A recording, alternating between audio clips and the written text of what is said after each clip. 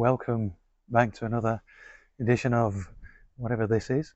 I hope the opening titles didn't put anybody off too much, but there are things like that in this garden, and they are over there where the cabbages are. That's where that thing was heading for in the short that I put out. It's there somewhere.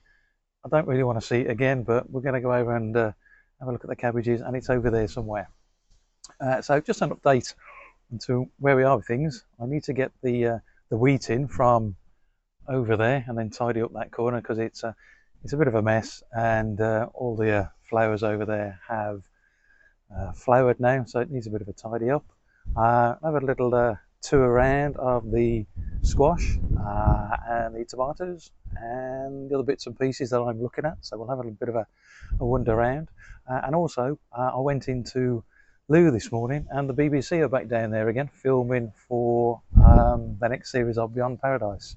I did take some pictures down there which I'll put at the end of this video, and we'll have a bit of a talk about that at the end. So let's have a bit of a walkabout. So let's see if we can get this out. I don't know whether I can just pull it out and get the old secateurs on it. Let's see if I can pull it out first. Answer is yes. I don't want to shake it too much, do we? Because all the all the wheat's going to fall off. That's a stick, so that was pretty easy, wasn't it? So I'll cut this down, cut these off, and then let them dry in the sun a bit more. There's one that's still green, so let's get them cut down and do something with them. So we'll get this wheat off here, these greens off here, grains off here I should say. I've no idea where I got this bucket from. I don't have anything to do with the surface disinfectant wipes, but isn't it interesting the things you pick up throughout the years? I mean, where the hell has that come from? Getting these off here isn't as easy as you think. You strike them that way, nothing happens. So you have to pull them the other way. You have to pull them down to get them off. So yeah, so that, I don't know if they're all coming off, but that's not complete yet. That's done now. So this is going to take a bit of time, this is. I'm going to be here a while doing this to getting these off. So let's have a catch up when I've done these in about half an hour or so. There you go, it's all done, they're all off. There are grains in there. What I should do now is take all of this, put it on the tray, throw it up into the air so that wind blows away the bits that I don't want. But I'm not doing that today because it is extremely windy. If I throw this lot up in the air, none of it's going to come back down into the bucket. It'll just all blow away. So that's something we'll do another time. So some time ago there was a plant growing at the side of the shed there which I dug out and potted on. It was growing from a big root that ran under the shed. Now whatever it was growing from must have been in this area somewhere. Now there have been some things growing in here and I didn't know what they were, so I actually dug them out. I didn't know whether they were invasive or not. So on the basis that there was a root running along here, there is something that might relate to it, which is right at the back here. If you can see that green there are two different things here. This is growing, what's it growing from? There is a root there or a tree stump there. You can just see that. So this is growing from that. And over here it's the same. There are stumps there, and this is growing from that stump there. They're obviously different things. I've no idea what they are, but I think the roots from that ran under the shed. I'm going to let these two grow because I know they're growing from roots or branches or stems, stalks, whatever. So I'm going to let those two grow and keep an eye on them. So what I'm going to do this area is pull all of that out. I would like to dig the soil over, but it's rubbish soil. It's extremely hard. I've tried to get a spade and a fork in there before, and it goes in about an inch, and it's just impossible. So I'm going to rip out as much as that as I can, just to tidy it up a little bit. It's nature, but nature's a bit of a mess over there. So let me just crack on with that.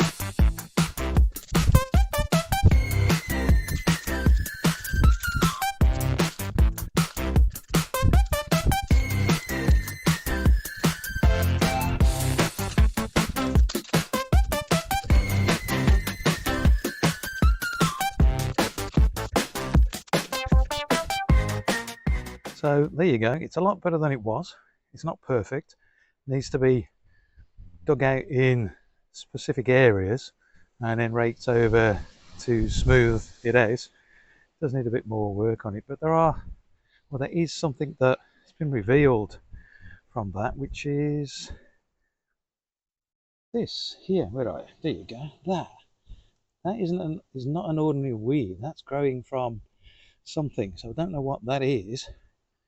But also, if we go back over here to where these were growing from two stems or roots in the ground, we also have this over here, which looked like the plant I just shown you, and it is growing from this here, which runs that way. So that's something as well. So yeah, so we have that there. I don't know what that is. Again, I'll let that one grow as well. There obviously were some big things growing here. That's a trunk of something, and that's a branch from something that's growing from. So I'll let these grow, keep my eye on them. I don't want them going massive. Yeah, could be interesting. So let's have a catch up with the other things in the garden. I'm filming this in the afternoon. I don't normally film in the afternoon because I end up with a lot of shadows on this, so you have to bear with me on this. These two are stripy tomatoes. Whatever stripy tomato is, that's them. They were put in after the main tomatoes because they were a bit weak, but they picked up and doing things. Shadows, I told you about the shadows. These two, these are the cuttlefish experiments. Let's just back up a bit here. So the one on the right has got the cuttlefish in it. The one on the left doesn't. There's not much difference between the two of them. One, two, I think both have got 3 trusses on them now. 1, 2, 3, 3 on each. One thing I didn't tell you about these is that 6 weeks ago we had some really bad winds, and the one on the left without the cuttlefish was leaning right over. The base of it had almost snapped through, and I thought that one's not going to survive. So I had to tie them both to the fence, as you can see, but also in order to keep that one alive I had to put some additional compost in around the base of the plant, just to see whether it would throw out some more roots to make it more sturdy and to keep it more alive. Now I don't know whether that additional compost has had an impact on how well that is doing, i.e. that it's doing a lot better than it should really do in a fair comparison. Both of these had 6 shovels of the same compost or manure in it, so everything started the same, but the one on the left has had some additional compost just to make sure it didn't die having been blown over by the wind. So unfortunately it's not a fair comparison now, cuttlefish, non-cuttlefish, but we'll keep our eye on them. In relation to these and all the tomatoes, the tips have been taken out on all of them now, and they are a mixture of Roma and Gardener's Delight. I don't know why these ones are struggling so much, but they are. The others, yeah, they're doing okay. As I said, all the tops have been taken out of these now. There are tomatoes on there. Some of them are turning to the right colour. Let's go and take a look at the other ones. Yep, so the rest of the tomatoes, Roma and Gardener's Delight. Probably see which is which. Some have got small tomatoes on them, and some of them have got the bigger tomatoes on them. Yeah, as I said, these have all been stopped now, so they're not going to grow any taller. Looking alright, aren't they?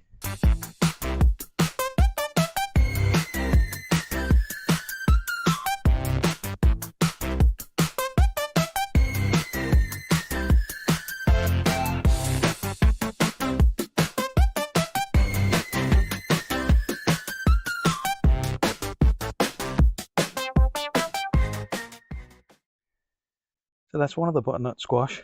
I moved them from where they were against the fence, but I've moved them so that they get more sun. And so the one is now there next to the shed, and the other one is next to the tomatoes, and a final one is at the end next to more tomatoes and some comfrey. And if we have a look in here and take a peekaboo, ta-da! Is that a butternut squash?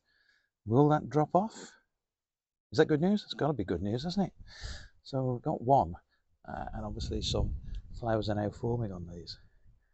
Yeah, that's jasmine, that is. I grew that from a cutting, and I'm going to use it as some hedging against the fence behind me next year. I've got quite a few of them that I took from cutting. If you're not grown jasmine, I would do it. The flowers are a beautiful scent. They smell like chewing gum, bubble gum. Really, really good.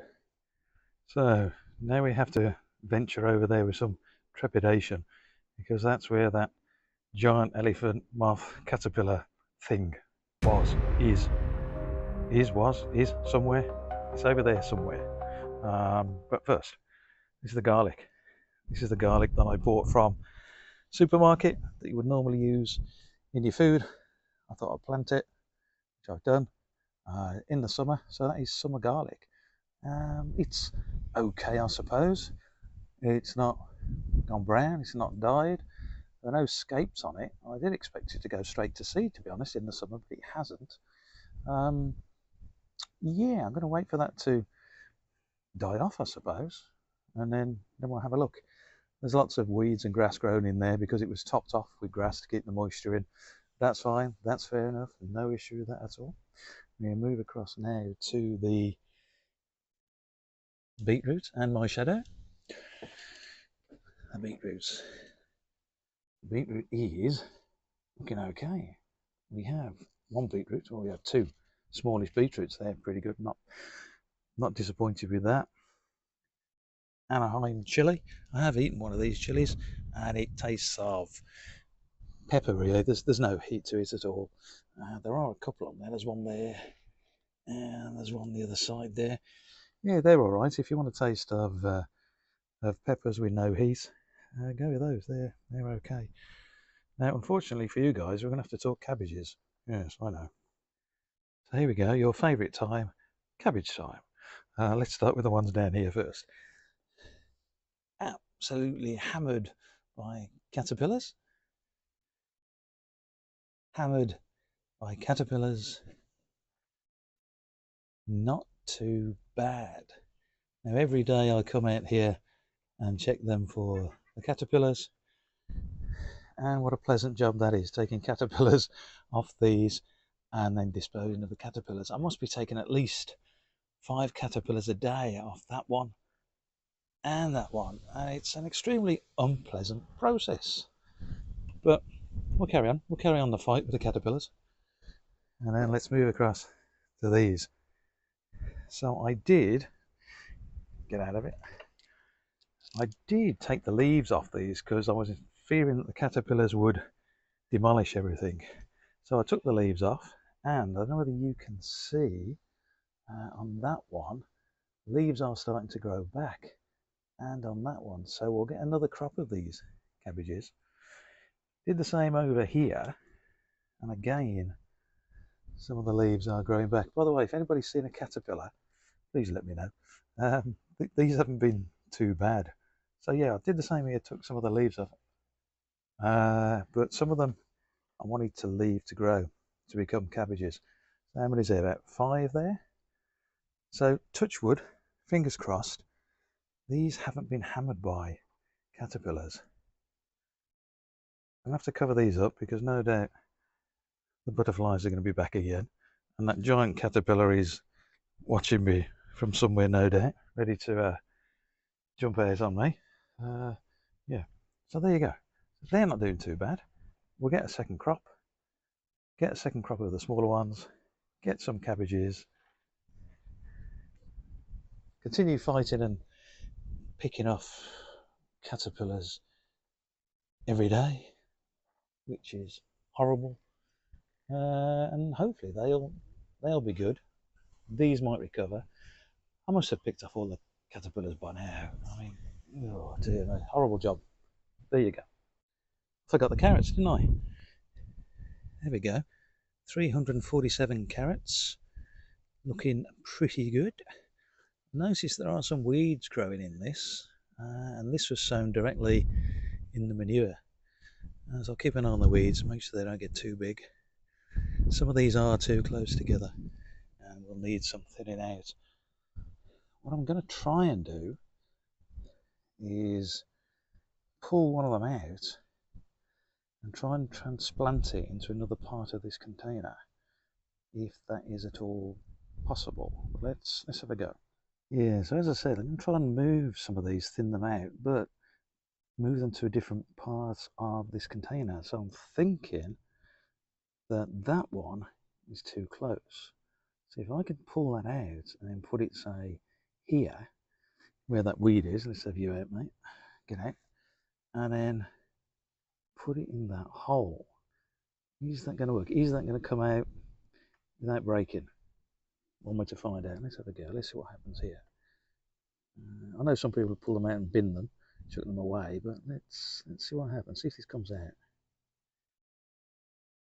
Snapped.